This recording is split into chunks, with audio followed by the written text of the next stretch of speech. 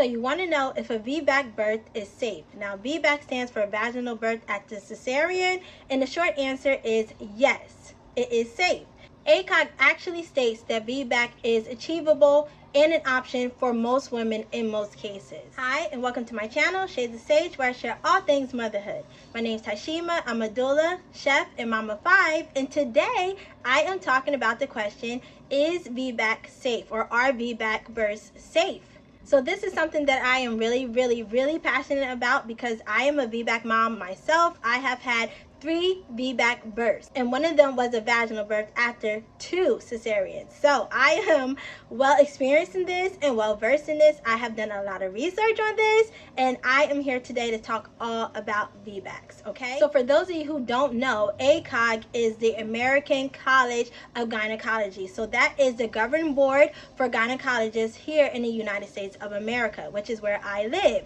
They actually state that VBAC is safe for most women in most cases. So if you're a mom out there who has had a previous cesarean birth, it's definitely a viable option for you. Definitely viable option after 1 C-section and 2 C-sections. I have even heard of women having, a successful vaginal birth after multiple C-sections. So that's 3 C-sections or more. And I just want to talk about today some statistics and things like that, because if you're a mom who has been pursuing VBAC, or you have, thought about having a VBAC, the top thing that they always talk about, that everybody always talks about, is uterine rupture.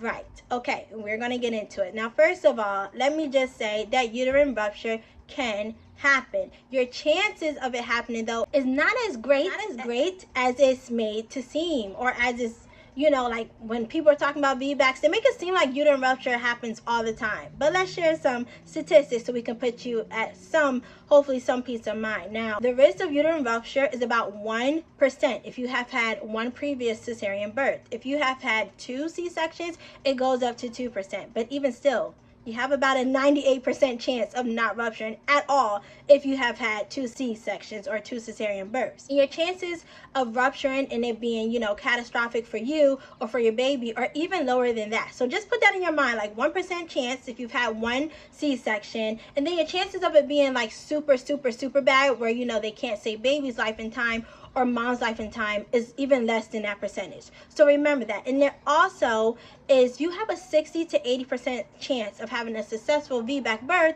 or successful, vaginal birth after cesarean for just attempting. So you have the greatest chance of having a successful VBAC if you just attempt one. And I just feel like, why is that not talked about enough? Just attempting a VBAC, you have at least a 60% chance of having one. So more than half, or greater than half of a chance of having a successful one. So the key in having a VBAC is even just making up your mind to decide to have one. So why decide to have a VBAC birth, right? Like what are the benefits, the risks, and all of that. So I already talked a little bit about the risk, which is the risk of uterine rupture, but it's not as high as it's made to seem. And actually, while we're on the topic or talking about risk of uterine rupture, a woman can have a uterine rupture if she's never even had a C-section. So it's not just, a woman that's had a previous cesarean, and women who have never had one are at like no risk to them. You can have a uterine rupture even throughout the course of labor. And one of the biggest things is the use of Pitocin. So if you are planning a VBAC birth, or if you are thinking about planning a VBAC birth for your future pregnancy, your future delivery, keep that in mind, that in most cases where rupture does happen, Pitocin is used. And this is one of the reasons why I decided to forgo it for my last VBAC birth. Now, Pitocin was used in my first 2 VBAC births. If you want to know any of my birth stories, everything that happened, I have a playlist on this channel with my birth stories, and a couple of them I actually have the birthing vlog, right? So for all of my previous births, all of my 4 previous births, Pitocin was used, but I was able to have a successful, VBAC with 2 of them. The last one, no Pitocin was used at all. And so that is just something that you want to keep in mind, keep in the back of your head if you're planning a VBAC birth, is that as much as you can, avoid Pitocin, because those are the cases where it happened, okay? And I'm not saying that uterine rupture can't happen in a case where you don't have Pitocin. It just heightens your risk of you having a uterine rupture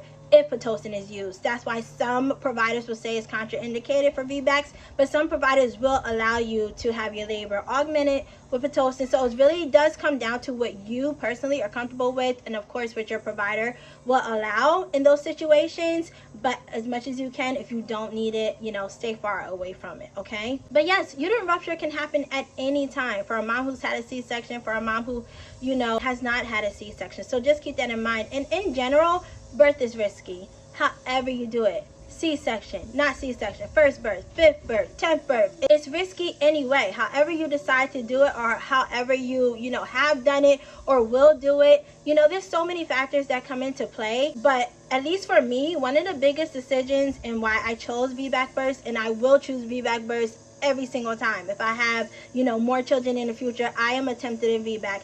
And one of the biggest things is that C-sections have risks. Right? They have a lot of risks, and this hardly gets talked about, especially when we're talking about, you know, we're talking about women's decision to VBAC.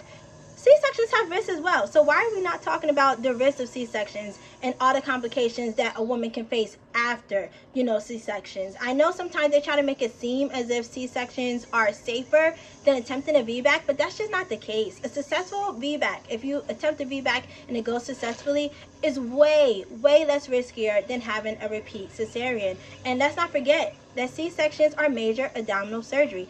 A VBAC is not, because your body is naturally designed to deliver your baby vaginally. Now, of course, in cases where you need a C-section, it's life-saving for mom and for baby, that is, of course, the best option. But to kind of go into it and not even give you a chance or give your body a chance, or someone's telling you that you can't do it because it's too risky, that's not right. Like, if mom decides to have a C-section, then that should be totally and completely up to her and mom alone, not provider, not support people, and not anyone else who can, you know, sway mom's decision. Because major abdominal surgery, that's what a C-section is. Now, it is, you know, life-saving, and it can be beneficial for mom and for baby, but a vaginal birth in almost all cases will be less trauma and recovery on mom and on baby. And actually, studies have shown that laboring in any kind of method or any kind of time that you can spend laboring is actually really good for your baby as well. So also keep that in mind, you know, when you're deciding if you want to have a VBAC or you want to have, you know, a repeat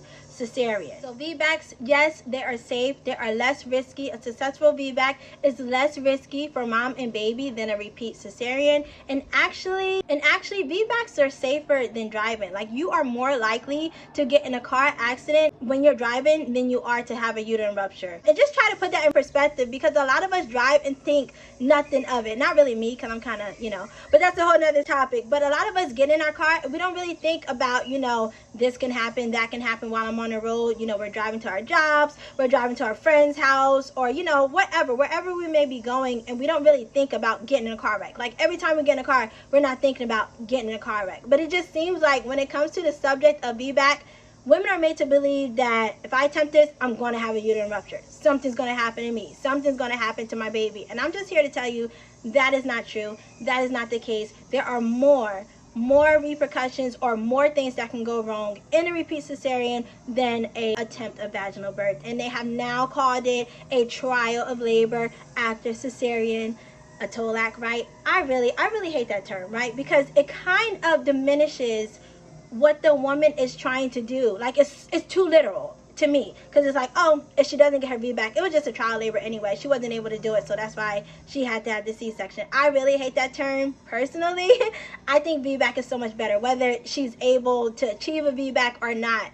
Vaginal birth at the cesarean. That's what we're trying to do here. That's the goal. That's what we have in mind, and that is the end game. And if, you know, for whatever reason it doesn't happen, that's okay too, as long as mom and baby make it safely. But the options or the access to VBACs should be there. They should be there.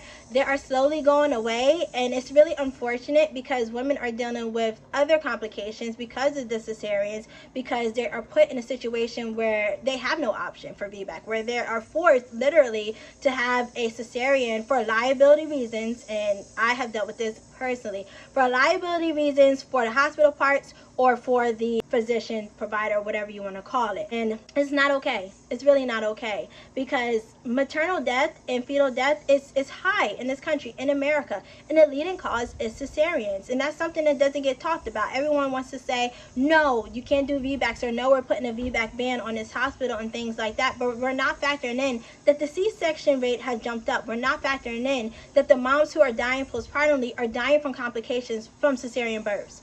So the access, to me, it just seems like a no-brainer. The access to vaginal birth after cesarean should go up, right? And VBACs actually, or cesarean births here in this country at least, VBACs are clients who have had, or patients who have had a cesarean birth previously, make the higher cause of it. So you got to figure, women who have had a C-section, they're basically telling them that all your births after this need to be a C-section, and that is what is causing us to have such a high C-section rate here in this country. And then on top of that, you have a high maternal death. So you can do, you can do the math and you can do the links yourself. A vaginal birth, I will always stand and support this. Like I said, I have had 3 myself, and if you want to know like tips to prepare your body, your mindset, how I did it, everything that I went through, everything that I had to basically, fight for my VBACs and really encourage myself, and just, educating myself as well, and having the best support people there for me and with me, all of those things made a world of a difference. And just making sure that I knew that, if at any time I wanted to call it quits, or any time I wanted to throw in the towel and say, I want to have this C-section, I could have done that, right? Like, I could have done that, but I still was going to give my body the chance to do it vaginally. I still was going to give my baby the chance to do it vaginally. And every single time for my VBACs, I went into labor on my own. And that also is a key in having, a successful vaginal birth, is if your body goes into labor on its own, most of the times you can guarantee that it's ready. Like, your body is ready, your baby is ready, and usually the outcome or the course of labor is easier on baby and mom because they're both ready, because the body went into labor on its own. So yes, that is my spiel about VBACs. Like I said, I am really, really passionate about this because I feel like women's rights have been taken away, particularly in this regard, and it's not okay.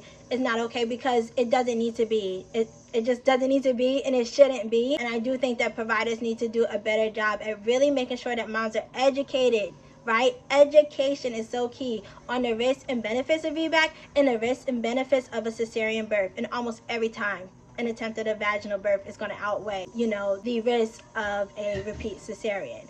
So I hope that this was helpful today. I hope I didn't leave anything out because I didn't write anything down. I just kind of wanted to just talk about VBACs because I have been getting this question a lot. I have been seeing it a lot, and I do think that the cases where VBACs have been, not going the right way or had like bad effects or whatever have been overstated than the ones that have gone the right way. Like I said, I have done it. Many other women have done it. I know other women personally who have done it. I have assisted other women in having their VBACs, and those are just so fun to me. I love birth in general, but a VBAC is just even more fulfilling because that woman now has that confidence in her body that she should have had all along, that someone should have been helping her and telling her that she could have done all along. So that is it for this video. I hope that you found it helpful. If you have any questions for me about VBAC, childbirth, anything, leave that down in the comments below. Remember to let your story be your power, and I'll see you in my next one. Bye.